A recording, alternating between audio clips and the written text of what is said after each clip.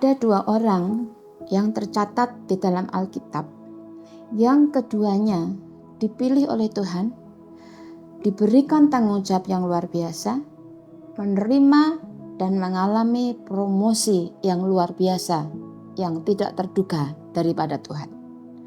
Tetapi di dalam perjalanan kehidupannya, dua orang ini menempuh jalan yang berbeda. Yang pertama adalah bernama Saul. Saul ini adalah seorang yang dipilih oleh Tuhan menjadi raja pertama dari orang Israel. Tentunya dia adalah orang yang spesial, punya kelebihan, punya kelebihan.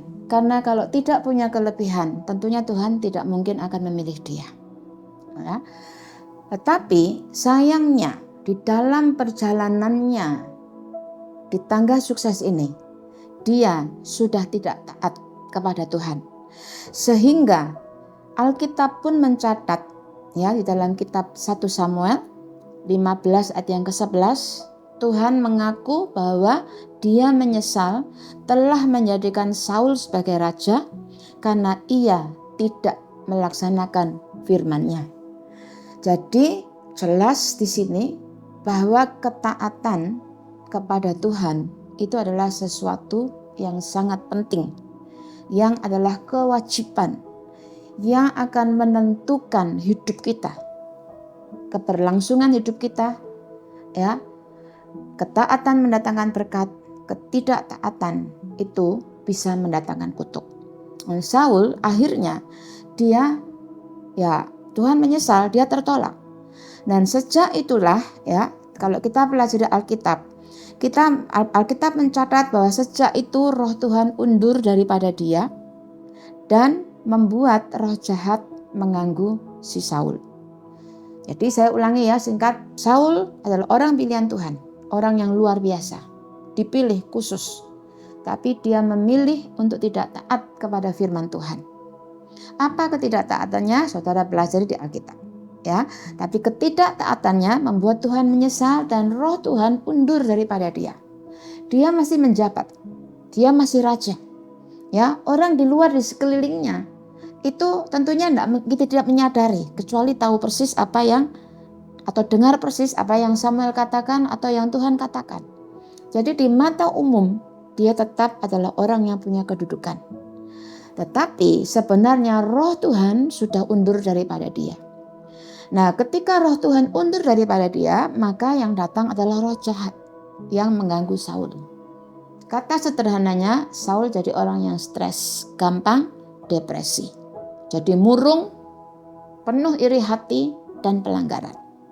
Jadi saya ingin ingatkan saudaraku, kita perlu belajar dan terus belajar mengevaluasi diri kita, mendorong diri kita untuk kita terus taat kepada Tuhan, taat kepada firman-Nya. Oleh sebab itu kita tidak boleh lepas daripada firman Tuhan, karena firman Tuhan adalah patokan kebenaran yang harus kita ikutin. Kalau kita tidak ingin mengalami depresi atau gangguan atau membuka celah kepada si iblis ataupun gangguan yang lainnya. Ini satu orang si Saul ini. Satu pribadi yang lainnya adalah namanya Daud. Mereka hidup di zaman yang sama. Hanya pada waktu itu Saul sudah jadi raja, punya kedudukan. Daud masih muda, dia mengembalakan domba. Nah, kemudian firman Tuhan mencatat jadi setelah Tuhan menyesal terhadap Saul, Tuhan kemudian mulai mencari penggantinya. Tuhan mengirim Samuel ke rumahnya Isai di Bethlehem. Luar biasa, keluarganya Isai pasti surprise sekali, semangat sekali menyambut nabi yang dikenal di bangsanya. Semuanya tentu mempersiapkan. Nah, Samuel sebagai manusia biasa saja juga, walaupun dia adalah seorang nabi, ketika melihat saudara-saudaranya Daud yang gagah, yang keren, tentu mempersiapkan diri, berpikir mungkin ini. Tapi ternyata tidak. Karena firman Tuhan pun mencatat bahwa dikatakan bukan seperti yang dilihat manusia, Sebab manusia melihat apa yang di depan mata, ya, manusia melihat mobilmu merek apa, tasmu merek apa, pakaianmu seperti apa, penampilanmu, caramu berbicara, apa yang terlihat dari luar. Di luar, itulah yang dinilai oleh manusia. Tetapi, ya, Tuhan melihat hati kita. Jadi saudaraku, ini adalah satu contoh yang bagus sekali, ya, untuk kita paham dan belajar bahwa kita ini sebenarnya tidak perlu untuk mengimpresi atau membuat orang terpesona terhadap kita.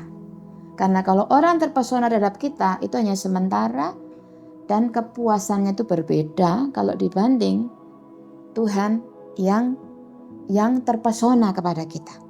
Ya, karena kalau Tuhan ini terpesona seperti kepada Daud, ya, maka Tuhan ngomong kepada si Samuel. Sehingga Samuel itu dia langsung yakin, inilah berdiri si Daud, ya, inilah berdiri.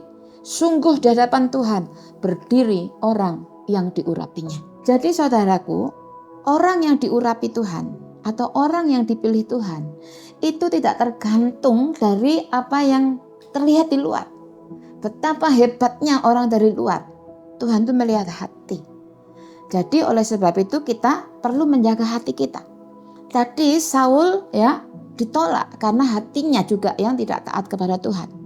Sementara di satu desa Bethlehem, ada seorang muda, ya, seorang muda yang pekerjaannya mengembalakan domba.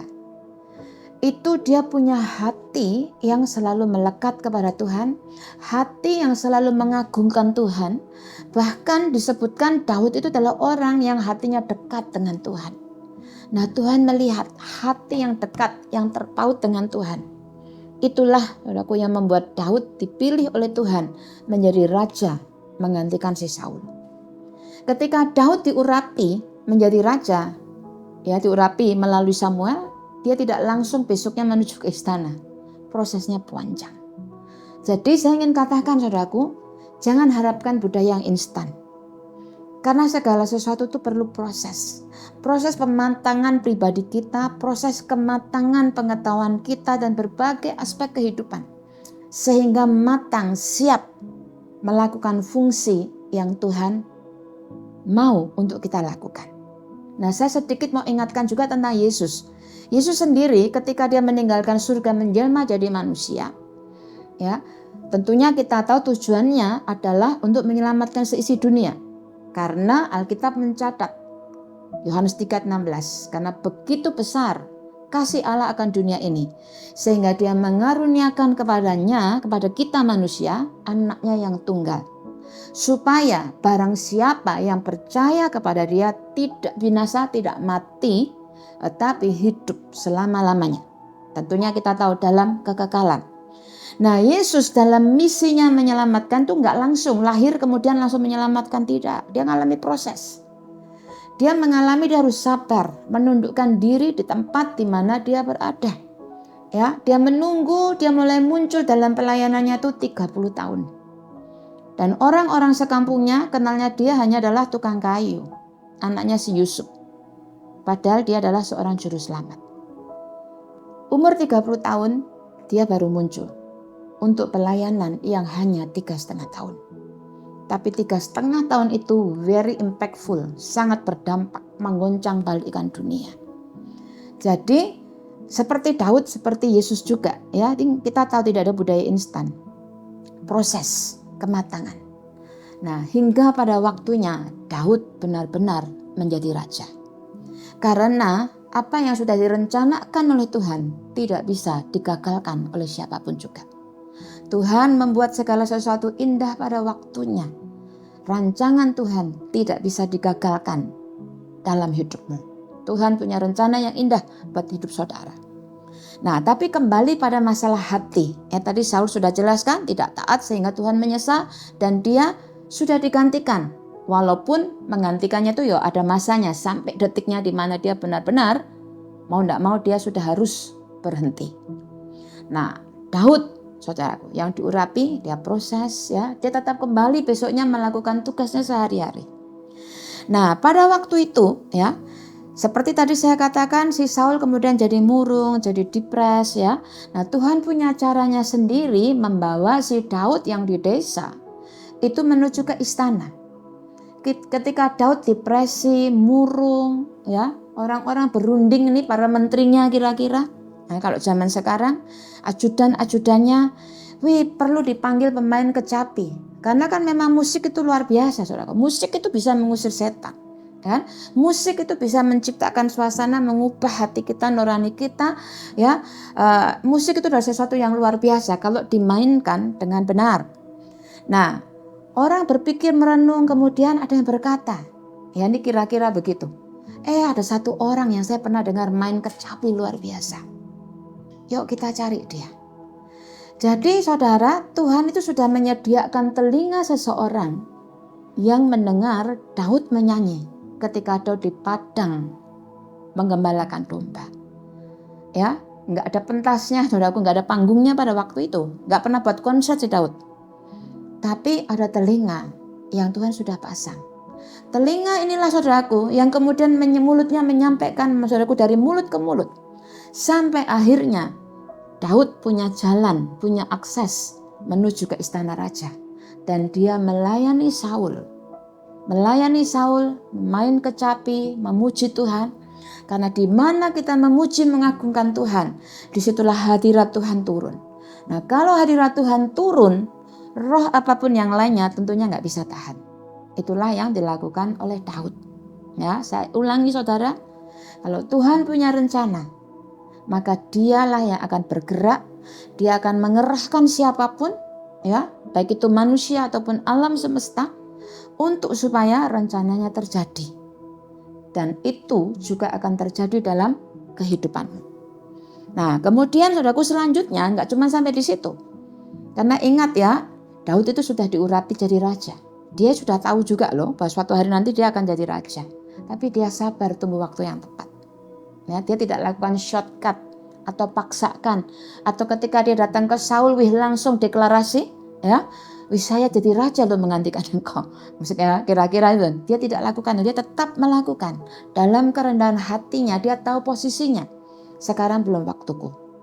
Nah, kemudian ya saya mau lanjutkan lagi nih. Kita tahu kisahnya ketika bangsa Israel menghadapi Goliat. Ya, menghadapi peperangan.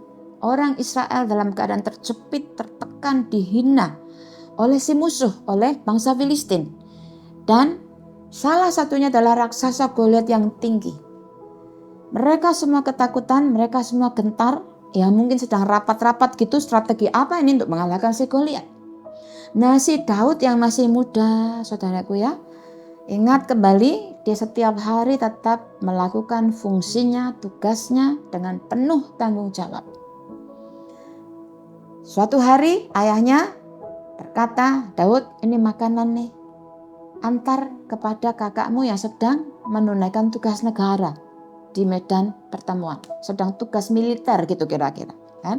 Jadi ini Daud nih ngantar makanan, saudaraku, ngantar catering untuk diberikan kepada kakaknya. Apakah Daud ngerti bahwa nanti itu ternyata dia harus berhadapan dengan Goliat? Rasanya enggak. Ayahnya apakah tahu bahwa ini anak yang paling kecil, ketika saya suruh untuk ngantar makanan ini dia akan menjadi pahlawan dahsyat yang kemudian tiba-tiba terkenal hari itu? Saya yakin ayahnya juga nggak ngerti. Tapi dari sini kita mau belajar ya bahwa Tuhan tuh bisa pakai cara apa saja, ya jalan apa saja dan siapa saja untuk menggiring kita supaya penggenapan akan rencananya Tuhan terjadi dalam hidupmu dan dalam hidupku. Daud jalan, saudaraku, pergi ke sana. Sampai di sana bahkan kakak-kakaknya ini ada yang salah paham. Dianggap Daud tidak bertanggung jawab, tinggalkan kambing dombanya, hanya pengen datang lihat orang perang, dimarahin saudara. Nah, padahal Daud ini melakukan tugas. Ya, itulah manusia. Kadang kita disalah mengerti orang. Tapi whatever ya saudaraku ya, ketika sampai di sana, Daud dengar ejekan daripada si Goliat. Daud yang dekat dengan hatinya Tuhan. Daud yang pernah menghadapi singa dan harimau dengan kekuatan daripada Tuhan, Sang Pencipta alam semesta. Ketika dia dengar begitu, karena dia punya iman yang utuh kepada Tuhan, percaya sepenuhnya pada kuasa Tuhan, dia ngomong, siapa tuh orang kurang ajar? Berani-beraninya nantang bangsa pilihannya Tuhan. Berani-beraninya dia menghujat, menentang, mengolok-olok Tuhan. Si Daud ceplos, saudaraku, ya. Dia ngomong sedemikian. Nah, ada banyak reaksi. Tadi kakaknya ngomel marah. Tapi untungnya saudaraku, di antara sekian orang yang dengar Daud, dia pikir nih anak masih muda kok berani sekali ya. Siapa tahu nih, dia memang benar-benar bisa. Diantarkanlah dia ketemu si Saul. Nah, kemudian Saul sudah pasrah, sudah putus asa, sudah tidak tahu, sudah habis akal apa yang harus dilakukan. Tiba-tiba muncul orang muda yang berani menghadapi Goliat. Ya, Saul bilang, pakailah bajuku ini. Ya, dipakai. Ini kalau cerita sekolah minggu, ya saya ingat waktu saya masih anak-anak atau ketika saya ngajar, kita selalu ngomongnya adalah bajunya Saul kebesaran, tidak cocok dipakai Daud. Memang tidak cocok. Nah, sehingga Daud kemudian akhirnya tolak baju itu. Nah, ini ada pelajaran indah. Seringkali kita pakai istilahnya, kita pakai atributnya orang lain, kita pakai nama besarnya orang lain, kita pakai jabatan kedudukannya orang lain untuk kita bisa melakukan sesuatu. Tapi Daud tidak. Dia tetap hanya mengandalkan Tuhan. Akhirnya Daud berhadapan dengan Goliat hanya dengan dirinya sendiri, apa adanya dia bersama dengan Tuhan. Nah, itu dahsyat. Nah, saudara tentunya tahu kan kisahnya ya. Daud mengalahkan Goliat pada waktu itu. Saul orang yang diurapi Tuhan, tapi karena ketidaktaatannya, dia posisinya sebenarnya sudah bergeser. Tapi entah dia sadar ataupun tidak. Nah, Daud yang diurapi oleh Tuhan, diurapi dan menantikan penggenapan Tuhan terjadi di dalam kehidupannya. Ini bertemu bersama-sama di medan pertempuran. Dan hari itu Daud mengalahkan si Goliat. Tentunya dengan kekuatan, kekuasaan yang daripada Tuhan. Karena kalau dipakai dengan logika tidak mungkin kan hanya dengan ali-ali, itu bahasa Jawa, orang Indonesia itu tahunya itu adalah blandring ya, ketapel, bisa mengalahkan si raksasa. Jadi bukan senjata perang lainnya, hanya permainannya itu batu yang mengalahkan si Goliat. Nah, pada saat itu si Saul ini kagum sekali sama Daud. Kagum sekali dengan kehebatan Daud. Nah, yang awalnya kagum ini ya, nah, ketika si Saul kagum melihat Daud menang ya, ketakutan Israel tentunya kemudian berubah jadi sorak-sorai. Otomatis spontan ya, tentunya Daud dapat pujian luar biasa, termasuk Saul kagum. Tapi kekaguman ini kemudian saudaraku lama-lama berubah menjadi iri. Ya, si Saul menjadi iri. Dia mulai berpikir, kok Daud kok lebih hebat dari saya ya? Dia mulai iri, kenapa Daud lebih disukai daripada saya? Dan iri mulai menguasai si Saul. Nah, saudara, hati-hati. Kenapa iri hati itu bisa menguasai hidup kita? Yaitu kalau kita sudah membuka celah dengan ketidaktaatan kepada Tuhan. Kalau kita sudah tidak taat, berarti kan kita sudah tidak ada dalam koridor firman Tuhan. Kita sudah melenceng, kita sudah keluar. Jadi kita sudah tidak sadar lagi kalau kita lurus. Nah, itulah kemudian si iblis, si jahat menguasai dengan iri hati dan kemudian dengan hal-hal yang lain-lainnya. Sehingga berkali-kali si Saul ini berusaha membunuh si Daud. Ya, dia berusaha membunuh si Daud. Pernah ketika Daud sudah memuji Tuhan, mau dilempar tombaknya bunuh si Daud. Kemudian si Saul ini juga dia pakai taktik, pakai strategi. Si Saul ini diangkat, saudaraku, diangkat dengan posisi yang penting. Diangkat dengan posisi yang penting, yang padahal tujuannya ya dijadikan tangan kanannya itu kayaknya posisi yang penting. Hati-hati sebenarnya kalau punya posisi penting. Kadang-kadang belum tentu orang yang mengangkat itu adalah punya niat yang baik, belum tentu. Karena si Saul ini menjadikan Daud sebagai tangan kanannya untuk berperang melawan musuh, tapi sebenarnya dia punya maksud tersembunyi. supaya dia bisa dengan mudah membunuh si Daud. Dan kalau kita lihat cerita selanjutnya nanti boleh dibaca kisahnya dalam kitab 1 Samuel, ya. Itu Daud sampai lari dari goa karena dikejar oleh Saul. Daud sampai ke negara asing, negara Filistin, pernah pura-pura gila karena dia mau menyelamatkan dirinya. Padahal dia tuh tahu dia pernah diurapi jadi raja, tapi waktunya belum tiba. Dia harus taat ikut proses, setiap proses harus dijalani, harus dinikmati sampai waktunya tiba. Nah saudara, saya ini merenung lama tentang the spirit of Saul. Kita tentu membaca kisahnya, belajar dari kisahnya Saul, kisahnya Daud dari Alkitab. Dan barusan saya juga sampaikan kepada saudara apa yang terjadi dalam kehidupan mereka berdua. Dua-dua diurapi oleh Tuhan, dua-dua dipilih oleh Tuhan, tetapi dalam perjalanan melakukan tugasnya yang satu berubah tidak taat, sehingga kemudian dikuasai oleh segala sesuatu yang tidak semestinya menguasai, dan yang paling parah kemudian iri hati, merasa tidak aman, takut kedudukannya diambil, sehingga melakukan hal-hal yang tentunya tidak sesuai dengan firman Tuhan, melakukan pembunuhan. Nah, sangat disayangkan. The spirit of Saul ini saat ini ada banyak di mana-mana. Ya, ada banyak di sekeliling kita. Nah, spirit of Saul yang tidak suka kalau ada seseorang yang diurapi Tuhan. Kalau ada seseorang yang punya potensi untuk dipakai Tuhan dengan luar biasa. Kadang-kadangnya seperti ini Saul itu kan tuannya si Daud dulunya. Ini hambanya. Berjalan bersama. Dekat, hubungannya akrab. Kadang-kadang saudaraku mentor dengan orang yang dibimbingnya bisa terjadi demikian. Orang tua dengan anak atau sesama teman pelayanan yang awalnya bagus melayani bersama, bekerja sama, mungkin di satu organisasi. Tapi ketika melihat potensi seseorang yang sepertinya lebih baik daripada aku, kalau seseorang ada yang dikuasai oleh roh Saul, maka Saul dengan segala macam cara dia akan berusaha membunuh si Daud. Dan saudara, engkau yang pernah atau sedang mengalami seperti Daud, engkau bingung kenapa ini orang yang dulu baiknya dengan saya, sekarang kok begitu? Ya, kenapa dia yang saya kagumi, yang membimbing saya, kok sekarang begini? Itu bisa terjadi. Karena seperti Saul, mereka juga manusia biasa. Kita juga manusia biasa yang kita terus harus mengingatkan diri kita untuk taat pada firman Tuhan.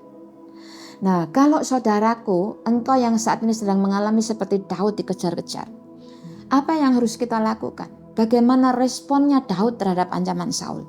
Ya, walaupun Saul terus memburu Daud sampai ke padang gurun, sampai ke goa, ya, sampai kemana-mana.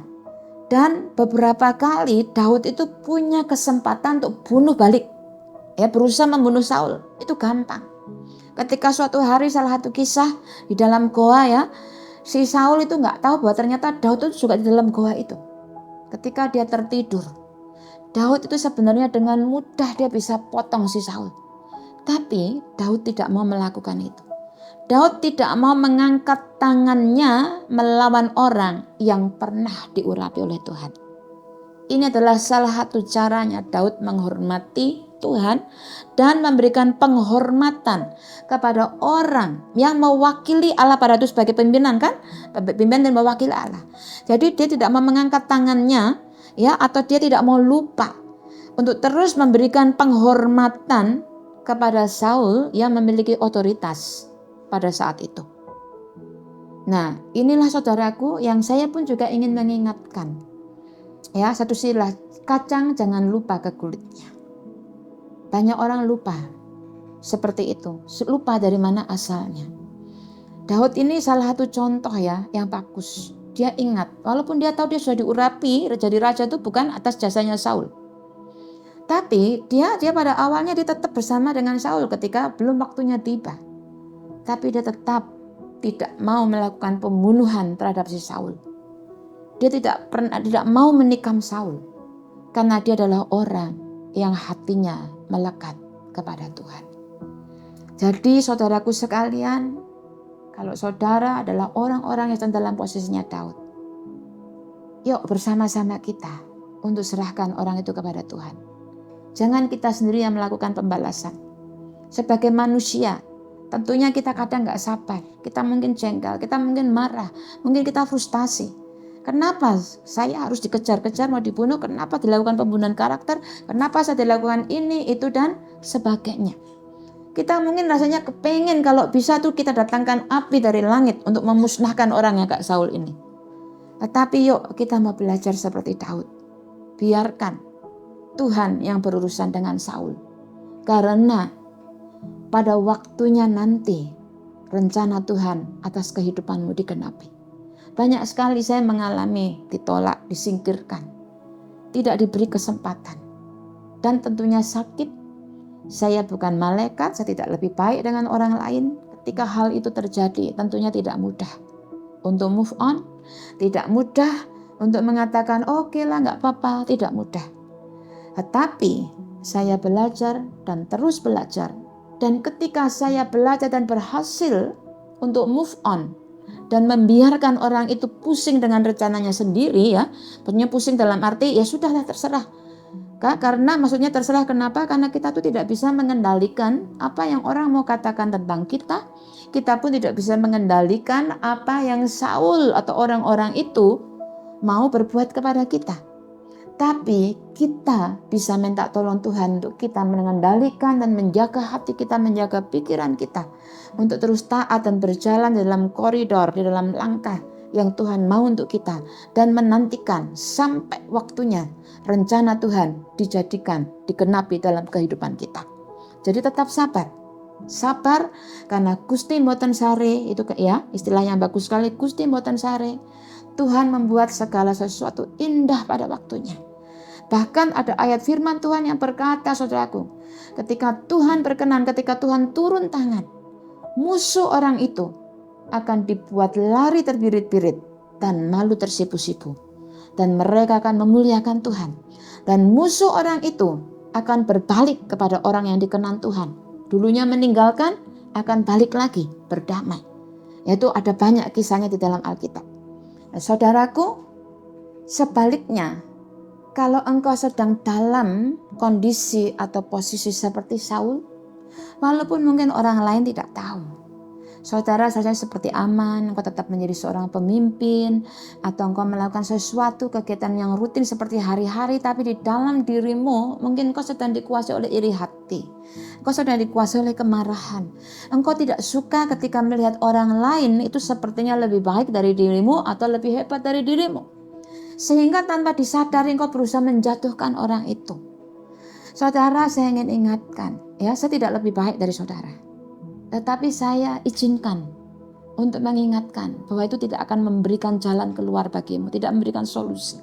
Bahkan akan mendatangkan semakin keletihan, semakin depresi, semakin kecewa, semakin mungkin tidak puas. Dan itu tidak membantu dirimu sendiri.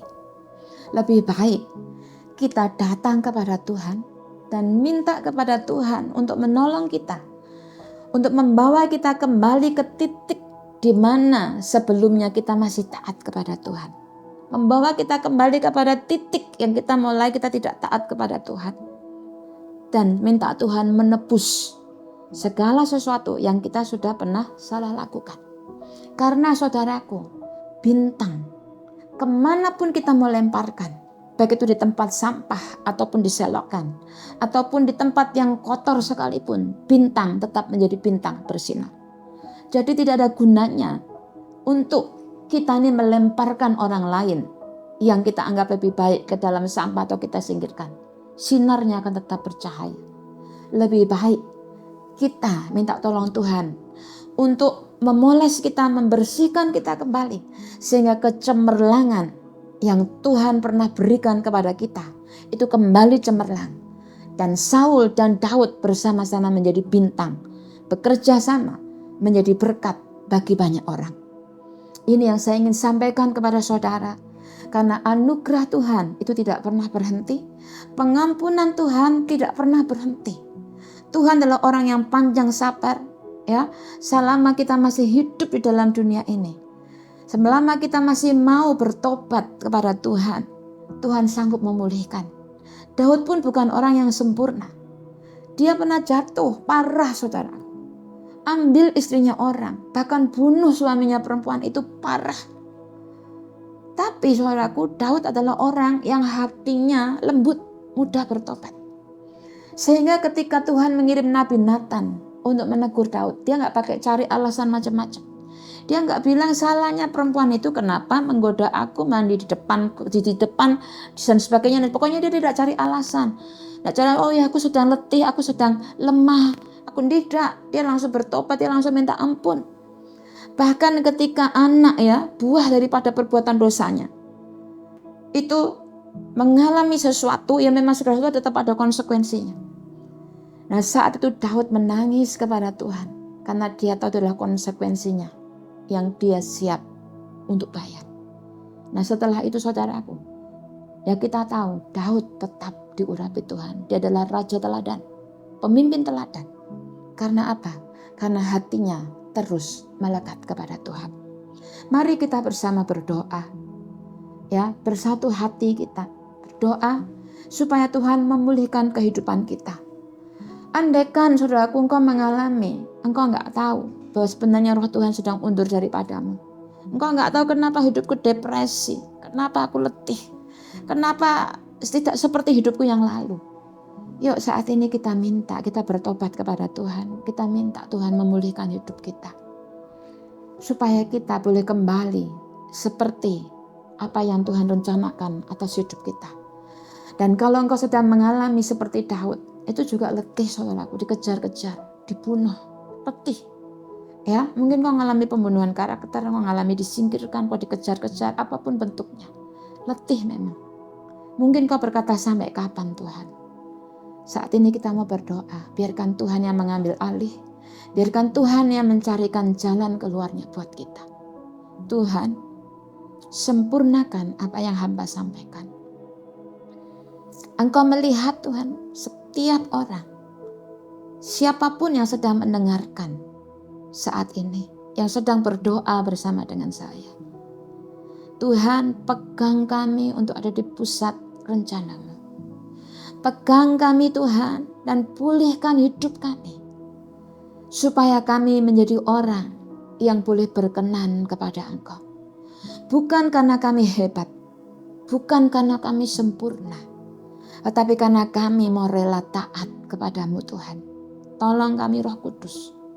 Mampukan kami untuk kami belajar taat kepada-Mu, kepada firman-Mu. Sehingga Engkau tidak meninggalkan kami seperti Engkau meninggalkan Saul. Tuhan, hamba berdoa. Kalau ada seseorang yang sedang mendengarkan aku saat ini Tuhan, hidupnya sedang mengalami kemurungan, depresi.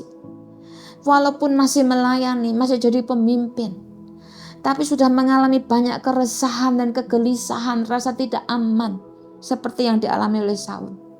Tuhan, Kau mengampuni dan Kau memulihkan dan Kau memegang hidupnya.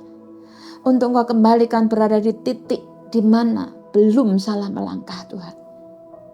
Dan Kau menebus semua waktu yang sudah berlalu dengan sia-sia. Kembalikan di hadapan hadirat-Mu Tuhan. Engkau pulihkan panggilannya. Engkau berikan kembali kemenangan yang baru, kesegaran yang baru. Karena anugerah-Mu tidak pernah habis, kasih karunia-Mu tidak pernah habis. Anak yang terhilang sekalipun Tuhan, Kau peluk kembali, Kau terima. Tuhan, siapapun Tuhan yang hidupnya sudah seperti Saul, kami berdoa Tuhan, kembalikan, pulihkan untuk berkenan bagi Engkau. Dan Tuhan, kalau ada Tuhan yang sedang berdoa bersama dengan saya, sedang ada posisinya Daud, letih, mungkin banyak pertanyaan. Tuhan, Kau menjanjikan saya, tetapi kenapa malah kejadiannya seperti apa yang saya alami, proses yang saya alami berbeda seperti yang pernah saya bayangkan. Mengalami keletihan, mengalami pembunuhan demi pembunuhan. Bapa, hamba berdoa, berikan kekuatan baru, berikan kesegaran baru, supaya Tuhan boleh bertahan, boleh bersabar, menikmati setiap proses seperti yang dialami Daud. Karena pada waktunya Tuhan, rencana-Mu pasti akan digenapi. Tuhan, kirim Tuhan orang-orang, kirim penolong-penolong, kirim bantuan, kirim malaikat-Mu. Seperti Engkau menolong Daud, mendampingi Daud. Engkau kirim Tuhan pada seseorang yang sedang mendengarkan dan sedang berdoa bersama dengan saya. Supaya Tuhan, orang tersebut Tuhan yang sedang mengalami seperti Daud, boleh tetap kuat, tetap berdiri di atas firman-Mu, dan tetap menantikan janji-Mu. Terima kasih Tuhan untuk kasih sayang-Mu. Terima kasih untuk anugerah-Mu. Terima kasih Tuhan. Sempurnakan doaku Roh Kudus. Karena hanya Engkau yang tahu persis apa yang perlu untuk kami doakan. Terima kasih Tuhan Yesus. Dan hamba juga berdoa Tuhan. Biarlah Spirit of David, orang yang selalu rindu dekat dengan hati-Mu. Rindu untuk menarik hadirat-Mu turun. Rindu mengenal Engkau. Rindu mengandalkan Engkau, bukan mengandalkan manusia. Tuhan, aku berdoa, bangkitkan orang-orang itu di bumi Indonesia ini. Orang yang mau taat kepada Engkau. Orang Tuhan hanya mengandalkan Engkau. Untuk kami boleh melakukan perubahan demi perubahan. Memberikan dampak positif bagi bangsa ini dan bagi kemuliaan nama-Mu. Terima kasih ya Bapa. Di dalam nama Yesus kami berdoa. Amin.